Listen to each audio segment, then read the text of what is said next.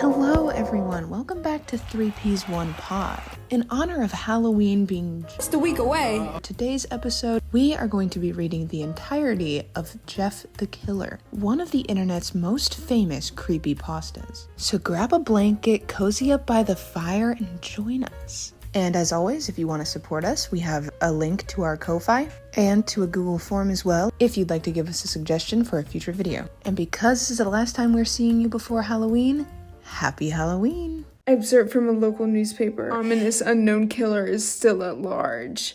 After weeks of unexplained murders, the ominous unknown killer is still on the rise. After little evidence has been found, a young boy states that he survived one of the killer's attacks and bravely tells his story. Like, that first of all, they're asking this random kid. I had a bad dream,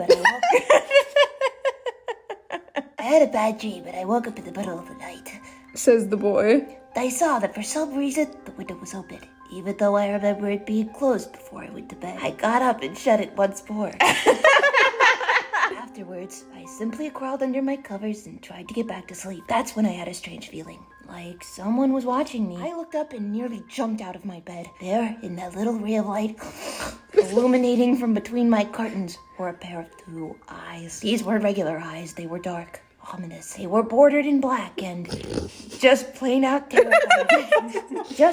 terrified me. That's when I saw his mouth. A long, horrendous smile that made every hair on my body stand up. The figure stood there, watching me. Finally, after what seemed like forever, he said it. A simple phrase, but said in a way only a madman could speak. Like, why is the kid like, why would he know that? Yeah. He said, "Go to sleep."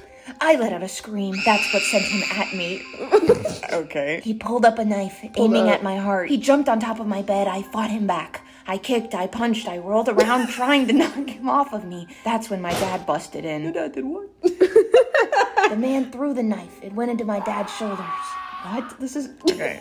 The man probably would have finished him off if one of the neighbors hadn't alerted the police. They drove into the parking lot and ran towards the door. The man turned and ran down the hallway. I heard a smash like glass breaking.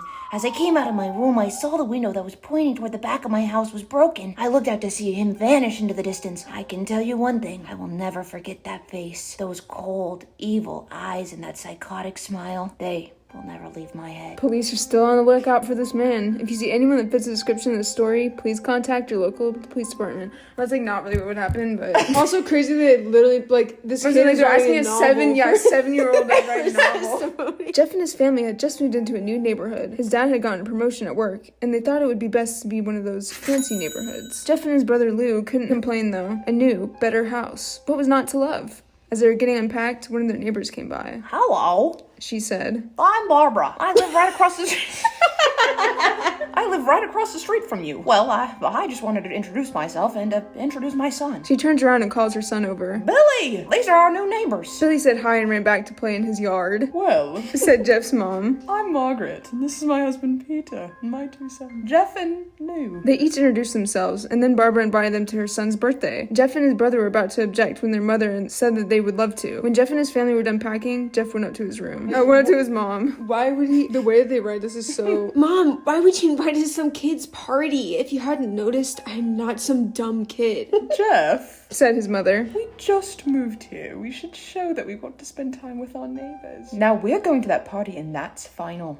Jeff started to talk, but stopped himself, knowing that he couldn't do anything. Whenever his mother said something, it was final. He walked up to his room and plopped down on the bed. He sat there looking at his ceiling when suddenly he got a weird feeling. Not so much pain, but a weird feeling. He dismissed it as just some random feeling. He heard his mother call him down to get his stuff, and he walked down to get I it. don't know, was that a feeling that he was feeling? Or? I don't know if he was feeling something. I don't think he think might it have. was pain, It though. might. It It was probably not pain. I think it was just kind of a weird feeling. The next day, Jeff walked downstairs to get breakfast and got ready for school. As he sat there eating his breakfast, he once again got that feeling. This time, it was stronger. It gave him a slight tugging pain, So but now it's a little bit of it's a pain. little pain. he once again dismissed it. As he and Lou finished breakfast, they walked down to the bus stop. They sat there waiting for the bus, and then, all of a sudden, some kid on a skateboard jumped over them, only inches above their laps. They both jumped back in surprise.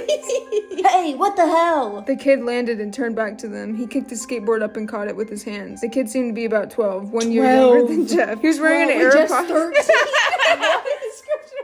He wears, like, we're switching tents. I know, the tents keep changing. He wears an Aeropostale shirt and ripped blue jeans. Well, well, well. Looks like we got some new meat. Suddenly, 2 other kids appeared. One was super skinny and the other was huge. Oh, Super skinny and the other was huge. Since you're new here, I'd like to introduce ourselves. Over there is Keith. Jeff and Lou looked over to the skinny kid. He had a dopey face that you would expect a sidekick to have.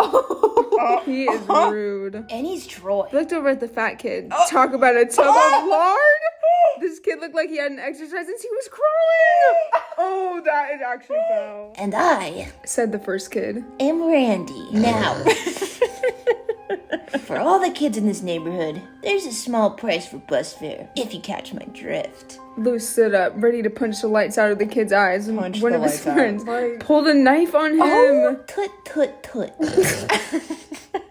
I had hoped you'd be more cooperative, but it seems we must do this the hard The way. kid walked up to Lou and took his wallet out of his pocket. Jeff got that feeling again. Now it was truly strong, a Truly burning strong. sensation. He stood up, but Lou gestured him to sit down. Jeff ignored him and walked back up to the kid. Listen here, you little punk. Give back my bro's wallet or else. Bros. Randy put the wallet in his pocket and pulled out his own knife. Oh, and what will you do about it, Squirt? Just as he finished his sentence, Jeff popped his kid in the nose. As Randy reached for his face, Jeff grabbed the kid's wrist and broke it. Randy screamed and Jeff grabbed the knife from his hand. Troy and Keith rushed Jeff, but Jeff was too That quick. was meant to be recreated, that He scene. threw Randy to the ground. Keith lashed out at him, but Jeff ducked and stabbed him in the arm. Keith dropped his knife and fell to the ground screaming. Troy rushed him too, but Jeff didn't even need the knife. He just punched Troy straight in the stomach and Troy went down. As he fell, he puked all over. Ew. Lou could do nothing but look in amazement at Jeff. Amazement. Amazement. Amazement. Completely rattled those kids. Jeff, how'd you? Was all he said.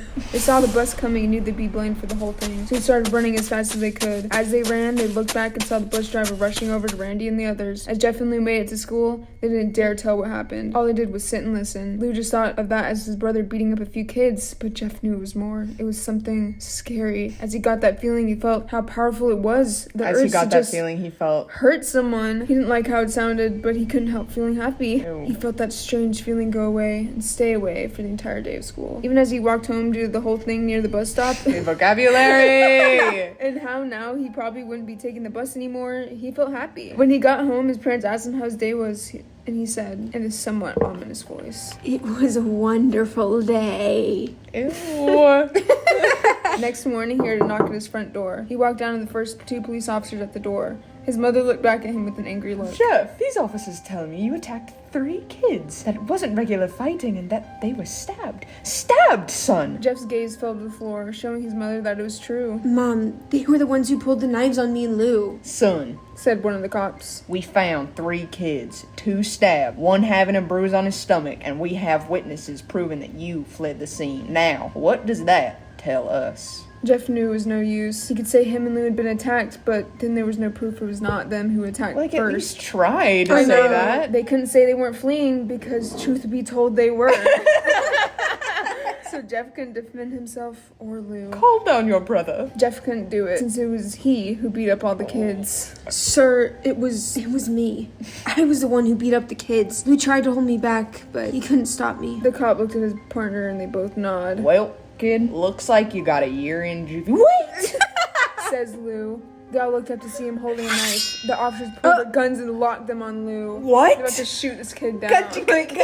Oh my god, okay. It was me. I beat up those little punks. Have the marks to prove it. He lifted up his sleeves to reveal cuts and bruises as if he was in a struggle. Son, just put the knife down. Said the officer. Lou held up the knife and dropped it to the ground. He put his hands up and walked over to the cops. No, Lou, it was me! I did Jeff had tears Jeff's running only down emotion his he's ever- face. Yeah. He can't be separated. Poor bro. Trying to take the blame for what I did. Well, take me away. The police led Lou out to the patrol car. This is so insane. Tell them it was me!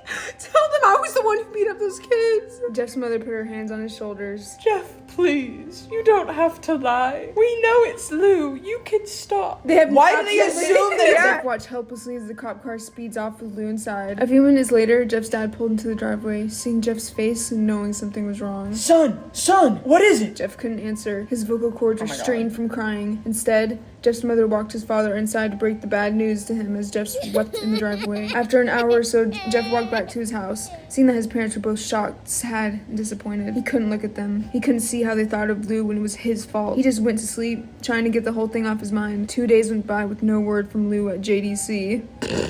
JDC. What? No friends to hang out with, nothing but sadness and guilt. Oh my god. That is until Saturday, when Jeff is woken up by his mother with a happy, sunshiny Sunshiny. Jeff, it's the day. She said as she opened up the curtain. What's today? Oh my god. Asked Jeff as he stirs awake. Why, it's Billy's party, of course. Not the day our son is Yeah, coming well- home from Droopy. He was now fully awake. Mom, you're joking, right? You don't expect me to go to some kid's party after. There was a long pause. Jeff, we both know what happened. I think this party could be the thing that brightens up the past days. Now, go get dressed. Jeff's mother walked out of the room to get ready herself. What does she want at this party? Why I know, is she like, so social hell-bent on going to climbing. this party? He saw his mother and father all dressed up, his mother in a dress, his father in a suit. Why would they ever wear such fancy clothes to a kid's party? Son, is that all you're going to wear?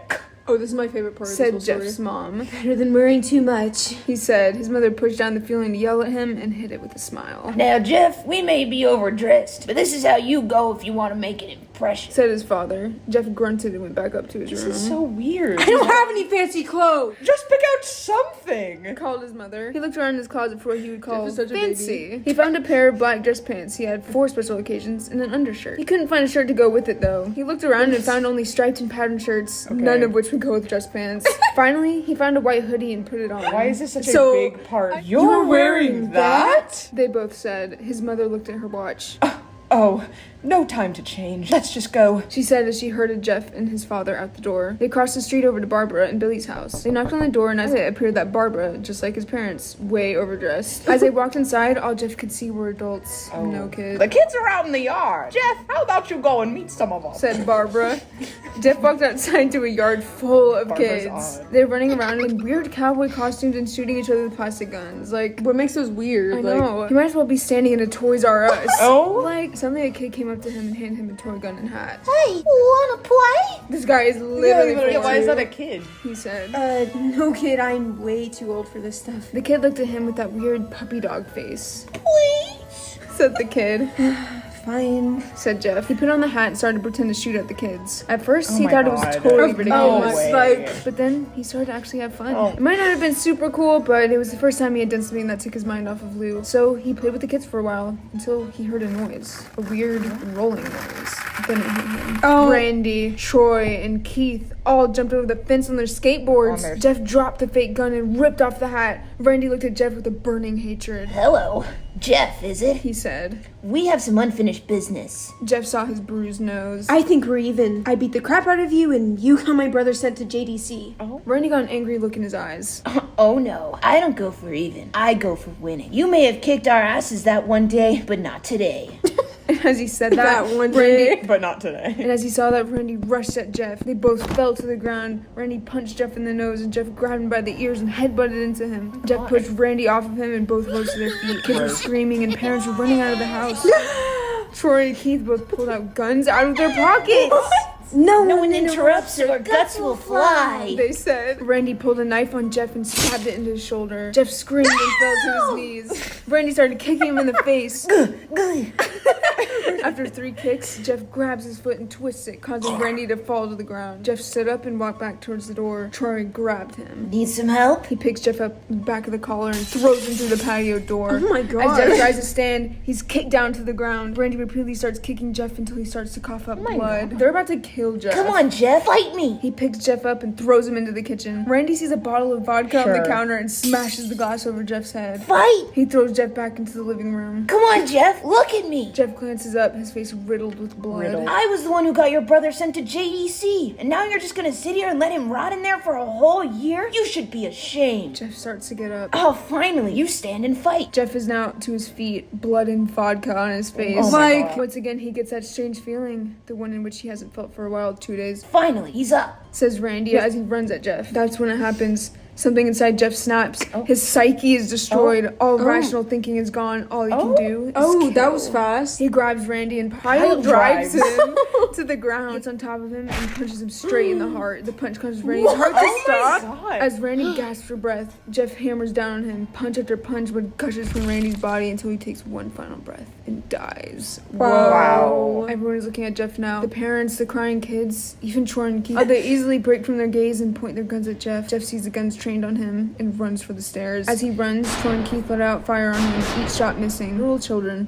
Jeff runs up the stairs. He hears Troy and Keith follow up behind. As they let out their final rounds of bullets, Jeff ducks into the bathroom. He grabs a towel rack and rips it off the wall. Troy and Keith race in, knives ready. Why is this like a combat? Yeah. Troy swings his knife at Jeff, who backs away and bangs a towel rack into Troy's face. Troy goes down hard, and now all that's left is Keith.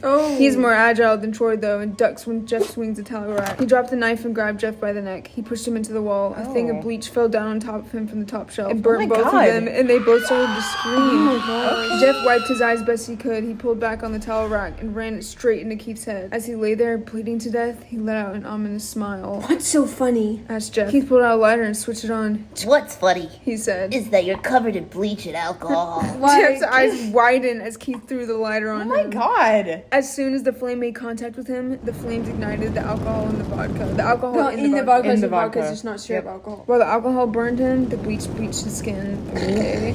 Jeff let out a terrible screech as he caught on fire. He tried to roll out the fire, but it was no use. The alcohol had made him a walking inferno. He ran down the hall and fell down the stairs. Everybody started screaming as they saw Jeff. Now, a man on fire. A man, dropped to the 13-year-old ground, like nearly dead. The last thing Jeff saw was his mother and other parents trying to extinguish the flame. That's when he passed out. When Jeff woke, he had a cast raft on his face. He couldn't see anything, but he felt a cast on his shoulder and stitches all over his body. He tried to stand up, but he realized that there was some tube in his arm. Trying to get up, it fell out and a nurse rushed in. I don't think you can get out of this bed just yet. She said as she put him back in his bed and reinserted the tube. Like, I know it's like an you IV, could say maybe. IV. Yeah, The tube. Jeff sat there, no vision, no idea of what his surroundings were. Finally, after hours, he heard his mother. Honey, are you okay? She asked. Jeff couldn't answer though. His face was covered and he was unable to speak. Oh, honey, I have great news. We can go to Billy's party again. After all the witnesses told the police that Randy confessed of trying to attack you, they decided to let Luke go. This made Jeff almost bolt up, stopping halfway. Remembering the tube coming out of his arm. He'll be out by tomorrow, and then you two will be able to be together again. Jeff's mother hugs Jeff and says her goodbyes. The next couple of weeks were those where Jeff was visited by his family. Then came the day where his bandages were to be removed. Oh my His gosh. family members were all there to see what he would look like. As the doctors unwrapped the bandages from Jeff's face, everyone was on the edge of their seats. They waited until the last bandage, holding the cover of his face. Holding the cover over his face was almost removed. Let's hope for the best. Said the doctor. That's like actually a crazy thing to say. He's like, let's hope he's not ugly. He quickly pulls the cloth, letting the rest fall from Jeff's face. This is that scene in Bull. Jeff's mother screamed at the side of his face. Lou and Jeff's dad stare awestruck at his face. What happened to my face? Jeff said. He rushed out of the bed and ran to the bathroom. He looked in the mirror and saw the cause of the distress. His face, it's horrible. His lips were burnt to a deep shade of red. His face was turned into a pure white color, and his hair singed from brown to black. He slowly put his hand to his face. It had sort of a leathery feel to it now. He looked back at his family, then back at the mirror. Jeff, Said Lou. it's not that bad. Not that bad. Said Jeff. It's perfect. His family was equally surprised. Jeff started laughing uncontrollably. His parents noticed that his left eye and hand were twitching. It's like some random family member. Jeff, are you okay? Okay, I've never felt more happy. Look at me. Wow. Put Maya in an English His face dub. goes perfectly with me. He couldn't stop laughing. He stroked his face, feeling it, looking at it in the mirror. What caused this? Well, you may recall that when Jeff was fighting Randy. Explaining what we we read 4 sentences ago. That when Jeff was fighting, something in his mind, his sanity snapped. Oh my god. Now he was left as crazy killing machine. That is his parents. Oh my god. Doctor, Said Jeff's mom. is my son all right? You know, in the head? Oh yes, this behavior is typical for patients that have taken very large amounts of painkillers. If his behavior doesn't change in a few weeks, bring him back here and we'll give him a psychological test. Oh, thank you, doctor! Jeff's mother went over to Jeff. Jeff, sweetie, it's time to go. Jeff looks away from the mirror. His face still formed into a crazy smile. Okay, mommy. His mother took him by the shoulder and took him to get Mommy. his clothes. This is a weird, like. This is what came in. Said the lady at the desk. Jeff's mom looked down to see the black dress pants and white hoodie her son wore. Now they were clean of blood, and now stitched together, they would not do this. Jeff's mother Stitched together is crazy. Jeff's mother led him to his room and made him put his clothes on. Then they left, not knowing that this was their final day of life. Wow, I love how they just explained that out before it happened. Later that night, Jeff's mother woke to a sound coming from the bathroom. It sounded as if someone was crying. Slowly walked over to see what it was. When she looked in the bathroom, she saw a horrendous sight. Jeff had taken a knife and carved a smile into his cheeks. Jeff, what are you doing? Asked his mother. Jeff looked over to his mother. I couldn't keep smiling, mommy. It hurt after a while. Now I can smile forever. Jeff's mother noticed his eyes ringed and black. Jeff, your eyes! His eyes were seemingly never closing. I couldn't see my face. I got tired and my eyes started to close. I burned out the eyelids so I could forever see myself, my new face. Jeff's mother slowly started to back away, seeing that her son was going insane. What's wrong, mommy? Aren't I beautiful? Yes, son. She said. Yes, you are. Let me go get Daddy so he can see your face. She ran into the room and shook Jeff's dad from his sleep. Honey, get the gun. The gun! That's crazy.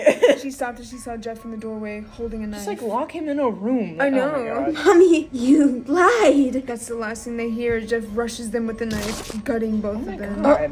His brother Lou woke up, startled by some noise. He didn't hear anything else, so he just shut his eyes and tried to go back to sleep. As he was on the border of slumber, he got the strangest feeling that someone was watching him. He looked up before Jeff's hand covered his mouth. He slowly raised the knife, ready to plunge it into Lou. Lou thrashed here and there, trying to escape Jeff's grip. What, he killed Lou too? Come on. Jeff said. Just go to sleep. That's how it ends.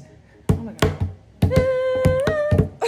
So the fact that he killed Lou, I guess like he went insane, but I just feel like maybe it could have been a shred of humanity. His sanity snapped. What was the point of Lou going to JDC? Yeah, he would have been better Because off he didn't really staying care. at Like the he kind of JDC. cared, but obviously not enough to like Barely defend enough it. to- Like They use man later on to describe him as the 13-year-old, but like, is he a 13-year-ld murder on the loose, or did he I just think like he just grew up. Grew He's never up caught. and- He murdered an entire Hey, family. yeah, it's never left out. caught Oh. Jeff the Like, it's Killer. definitely interesting that this is a like This is like This is like the one yeah. of the ones.